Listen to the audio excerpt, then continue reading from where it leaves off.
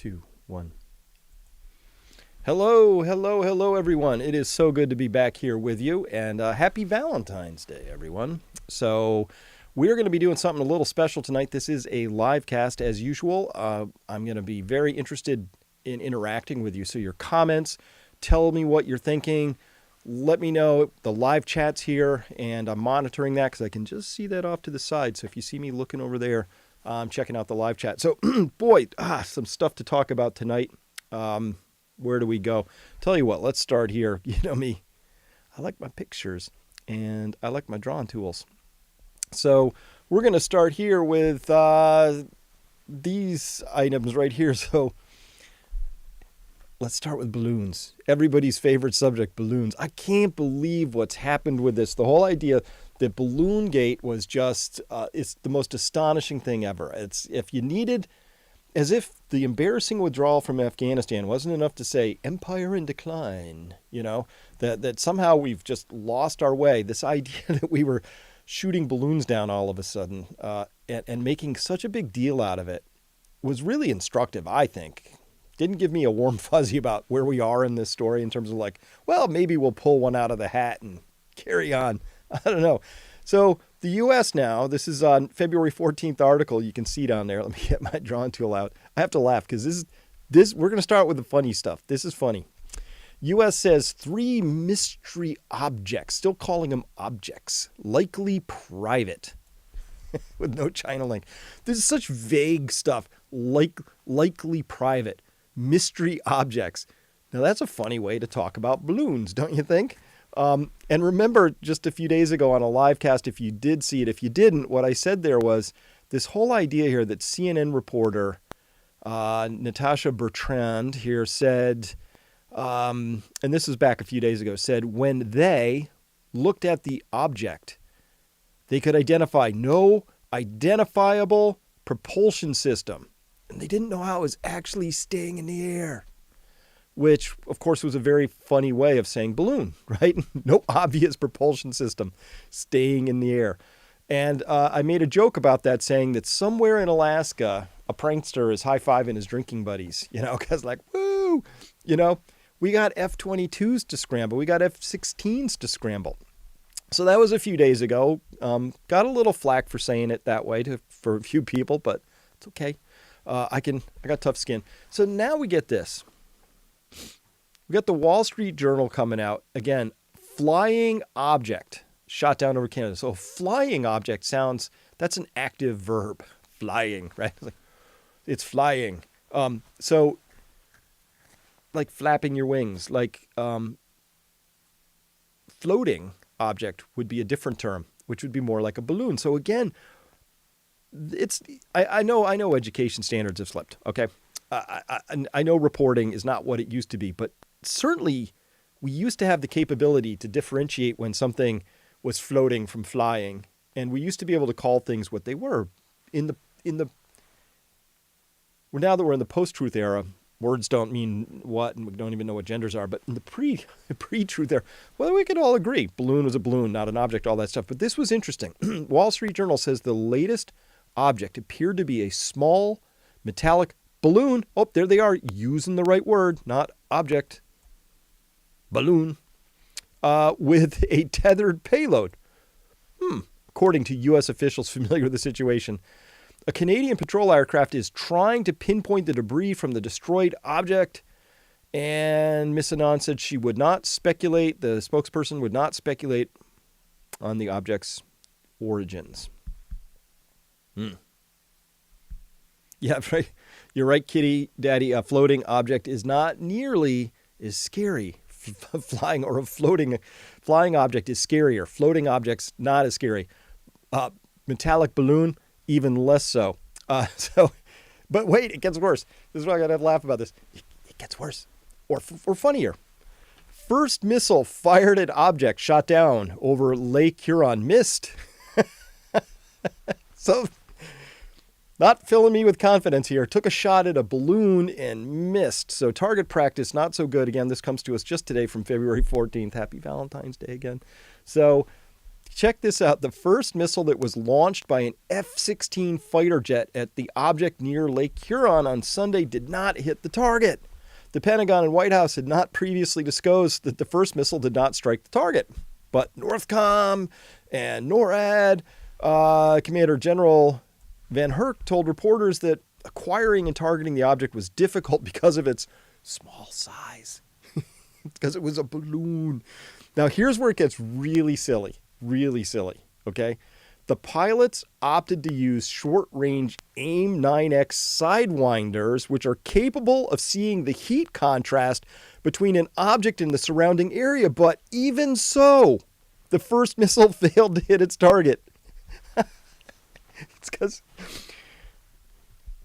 you've heard the riddle, what is the sound of one hand clapping? It's been updated.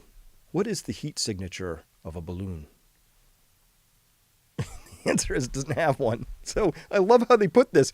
Like, this is how far we've fallen educationally, common sense, like just like unable to even like put a sentence together that makes any sense whatsoever. This sentence not only came out of the mouth of a NORAD commander, this sentence not only, came out of an edit process. Somebody typed it, somebody reviewed it. The pilots, even in this story, opted to use short-range AIM-9X sidewinders, which are capable of seeing the heat contrast between an object and the surrounding area. But even so, the missile failed to hit its target. Oh, my God. Okay. All right. So, again, balloons don't have heat signatures. So that would not have been my first choice. I would have just, just go at it. And it's fun to launch an AIM-9X. I bet that's a lot of fun in your career. But just use, if you've got them, use the machine guns if you have those mounted up. At any rate, let's see here. What did I want to tell you about this? I love this. So again, they said here on this last part down here, they repeated the idea that it appeared to be a, quote, small metallic balloon with a tethered payload below it. You know me. I have an idea of what a small metallic balloon with a tethered payload might look like. What are the odds, right? Come on. This is just, it's insane that this is what it was, that we scrambled jets to fire at, describing it as a tethered payload. Sounds so scary. A flying object, metallic, with a tethered payload sounds pretty scary. When you find out it's a Mylar balloon with "It's a Boy" announcement on the bottom, it's kind of less scary. So it's just, this whole thing was a psyop front to back, and it's astonishing to see how many people went along with it and how much attention got spent on it. And even here I am spending time on it, but really just because this is just funny. It's all get out.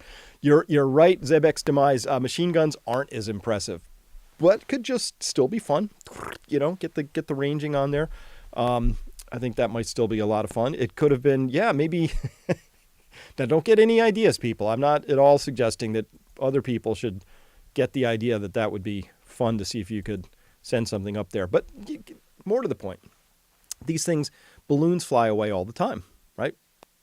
We've all seen the videos of the gender reveal party gone wrong where they lose the balloon, right? A lot of fun for us to watch those things. So this is all happening. And get this, though. What the even? This is yesterday. This is White House press spokesperson Jean-Pierre briefing people, saying, dead seriousness too, this is not April yet, April 1st, said White House rules out aliens, but says source of UFOs remains unclear.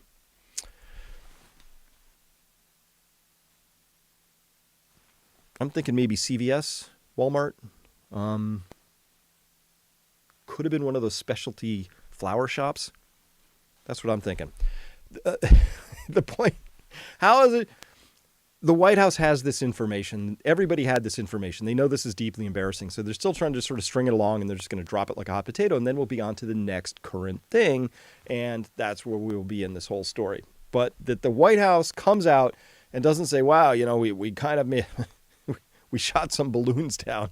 It's just, all right, just silly to me. So that's the silly part of the show. And by the way, We got a special deal from our publisher. They said that they're going to give us 24 hours. It starts at 6 o'clock tonight, so we're already half an hour past this. From 6 o'clock tonight to 6 o'clock tomorrow night, you can get half off a brand new, fresh hard copy of the crash course. You follow that code down there, peak.fan/LDH, peak.fan/LDH, and we'll also put the link down below. If you buy this and they tell us we're this close to being on the bestseller list, which would be great because I got a fat head, makes it fatter. But more importantly, it's because once it gets on that list, then more people will see it. This information in here, connecting the dots between the economy, energy, the environment, more people need to know about this. This is the most important work I've done in my life, is connecting these dots in this way. So for 24 hours, you can get half off. And if you did that, I would be very happy because I'm just trying to get it out to more people. Now, the information contained in the crash course about where we are with the economy and the energy, I think begins to explain what is going on in the world. It's explanatory, it's predictive, and this just came across my transom today that Norwegian intelligence confirms that Russia has began to deploy tactical vessels armed with nuclear weapons in the Baltic Sea. First time such deployment has happened in 30 years. They had a stock photo. I can't guarantee that those are the Russian ships with tactical nukes on them. So random picture of boats, ships. But this is a big deal because this is escalating now. And so this is not good. Double plus ungood. Now, Putin has been saying all along, hey, you guys and gals in NATO, you've been busy, making things really tough for us. A lot of people have been dying, but this is war. And in war, sometimes there's this thing called the fog of war, and you are playing against a nuclear superpower. This isn't like beating up on Libya or Iraq or Somalia or Syria. This is a different beast altogether. And so things happen in wartime. So this is an alarm bell for me because we already remember, I'm cursed with this memory thing. Remember, the U.S. already used intel to help Ukraine sink the Russian flagship Moskva. And that was, similar sort of a thing where, we helped Ukraine with targeting. They said they used Poseidon missiles. Where'd they get those? I don't think they used homegrown harpoons. At any rate, the United States helped sink one of the flagship carriers, missile frigates out there missile frigate that belonged to Russia. Big deal. Russia kind of looked past it, but now game on, right? So this is definitely a big escalation. I've been tracking all of these escalations. I've talked about more of these escalations back at my website where we have a whole presentation around this particular set of escalations right here. But this is concerning. This is super concerning to me. So, worried here in the UK. I see that LAT. And I wish, Bonnie Pop saying, I wish the world would just end already. It's the waiting I can't stand. Pull it. Yeah, I'm a rip the Band-Aid guy off too. I didn't have any political bumper stickers in the last election cycle until I saw one that really spoke to me. And so I did. I said, giant meteor for president. And the tagline was, just ended already. Right? Can we just get on with this story? Stop doing these provocations and just stop with all of this. Now, this is all in the context, though. Remember, Europe did something uniquely stupid. They decided to go about and engage in a proxy war with Russia without figuring out first where its energy is going to come from. So an entire continent of 400 million people is now finding out how important energy and cheap energy is to prosperity and standards of living. And this is going to play out over many years now because of these provocations and escalations. There's no chance the Russian gas is getting turned on anytime soon, especially since the Nord Stream pipelines got taken out. And if you saw the Cy Hirsch article, well, that probably got taken out by NATO, and he had specifically fingered the United States. So this is what we're up against right now.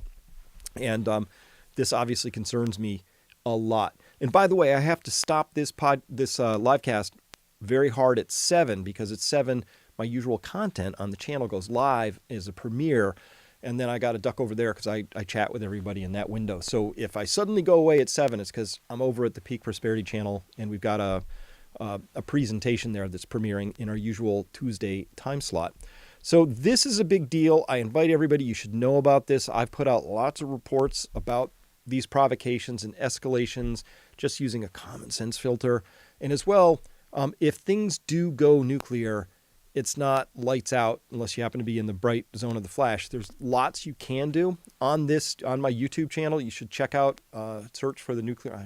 I'll find it and link it. But I put out a whole report about how these things are actually fairly survivable if you're not, again, directly in the flash zone, and what you can do about that. So problems are one thing, but having solutions makes them palatable. Just describing problems all on their own is no bueno. But this bothers me. It bothers me because Putin has said, don't do this, and the provocation has now led to this action, and we'll see where these escalations go. Now, in the time I have left here, So the other thing that I've been tracking, of course, very extensively is this train derailment in Palestine, Ohio, that then led to one of the largest environmental accidents, contaminations, incidents of my lifetime. I think this might even be bigger than what happened in the Deepwater Horizon disaster. Now that got 24/7 coverage. Everybody was on it. This one, little less intensively covered for reasons.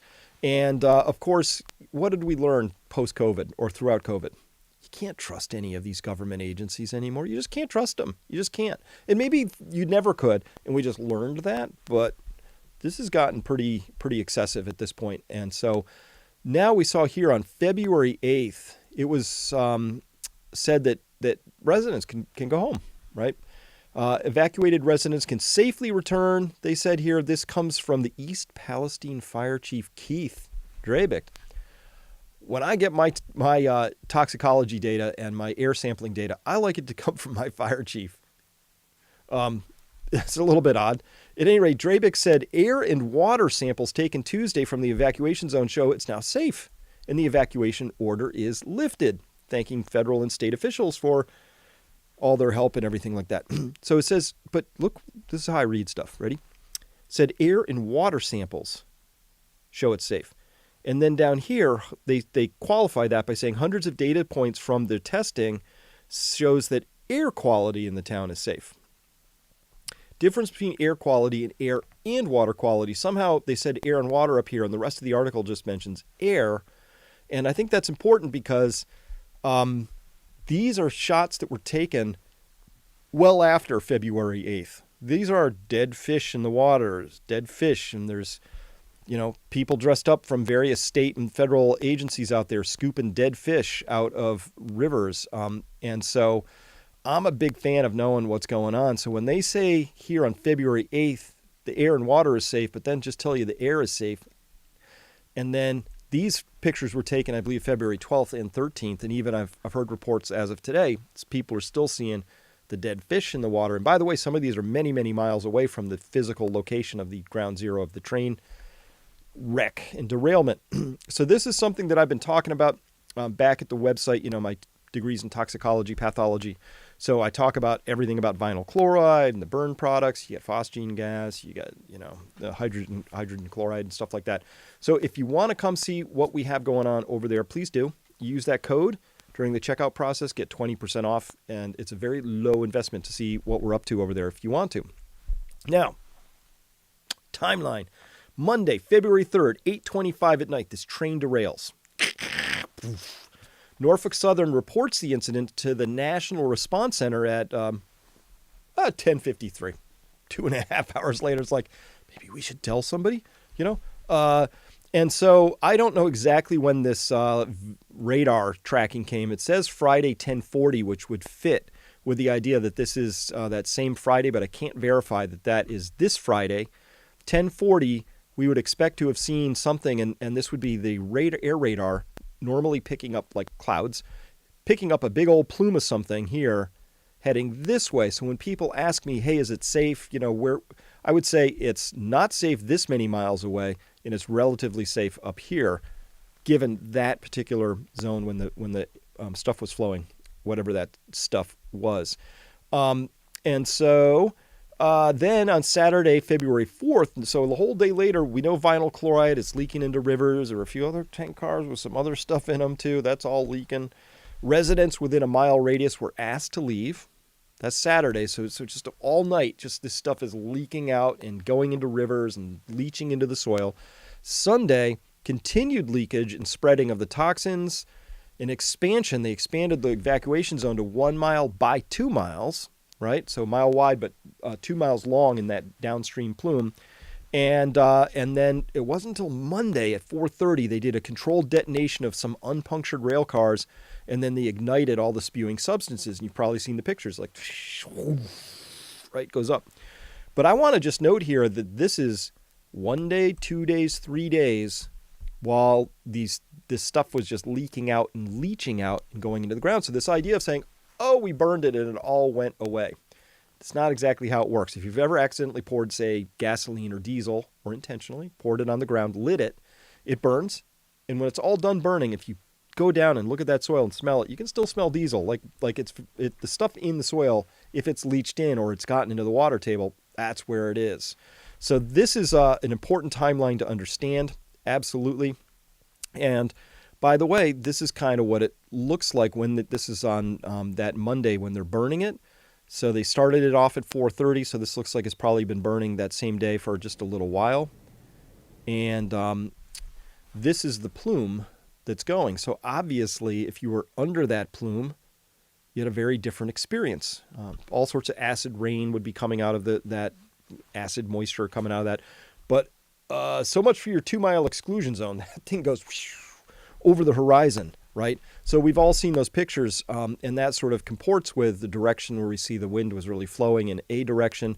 And then we saw this where, the plume of stuff is coming off of that burning thing and just going that way. So anybody who was under that or downwind from that, they certainly got exposed to some nasty stuff, right?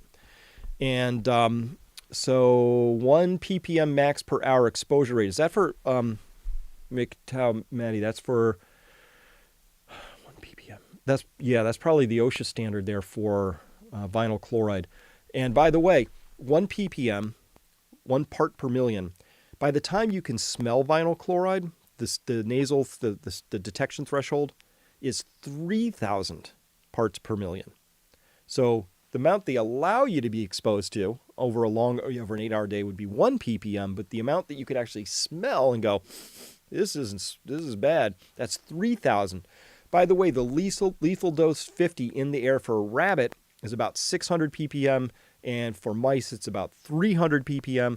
And so by the time your nose can even smell that you have a problem, you're at 3,000 ppm. It's not good. So carrying on, February 7th, things burning. You've all seen the pictures. Nasty dark clouds of stuff all drifting about. And then on Wednesday, February 8th, that's when the East Palestine fire chief and the governor of Ohio, DeWine, and Shapiro, the governor of Pennsylvania, they gave the all clear to everybody. You can return home. Because this happened pretty much right on the border of Ohio and Pennsylvania. That's why the Pennsylvania governor's in on this thing. So people return home. And here's Logan Rance writing recently. So this was saying, as I was walking back to the car, I got notification the evacuation order had been lifted. So this dates this particular post here for you on Facebook to that day here, Wednesday, February 8th. So writing here, quote, if I've learned anything from years of studying and working in ecology and environmental sciences, is that we are closely connected to our environment. Human health and environmental health go hand in hand. I'm visiting home, and tonight I made a quick trip to Leslie Run, 4 miles south of the East Palestine derailment. In a single dip of my net, I collected nearly 24 dead or near dead aquatic animals. Not all are pictured. I'm not a fish expert, but I believe there are 12 different aquatic species pictured here. I could see other frogs and salamanders dying on the banks. This is only one tiny point in a single tributary of a much larger watershed. Hold it. Frogs and salamanders dying on the banks? Fish all dead in the rivers? Now, let me just rewind because, that's who I am. That's how I roll. So they said here, we tested the air and water and everybody can return home. By the way, hundreds of data points show that air quality in the town is safe. We're going to need to know some stuff fire chief about water quality, particularly people who have wells and anybody who's downstream where that water is flowing into, and they pull from those streams, and streams coalesce into rivers. Anywhere they're downstream where they pull that stuff and people drink from it, you need to know about this stuff, because the one thing we've learned over and over again is that government agencies exist to not incite panic. Somehow they think that's their number one job. And two, not to create any liability for themselves. So trust is shot on this whole thing. Personally, I would get private testing. I think the people in town need to band together for as much private testing as they can. So again, these are the kinds of ways I put points together. You got to connect the dots, right? Leonardo da Vinci said, learn how to see. Realize that everything connects to everything else. Everything. It all connects, right? It's not like, oh, there's this train accident and some fish died. We'll be okay. Everything connects. And these things aren't happening in isolation anymore. The reason I think that this train derailment got such little coverage is because it's embarrassing for all concerned. There was a railroad strike. The railroad workers were striking because they'd been squeezed and squeezed and squeezed by some kind of dynamic staffing algorithm that basically said, hey, we're going to use 30% less of you to do all the jobs you used to do. We're going to give you 90 seconds to inspect every rail car before it leaves the yard versus 2 minutes.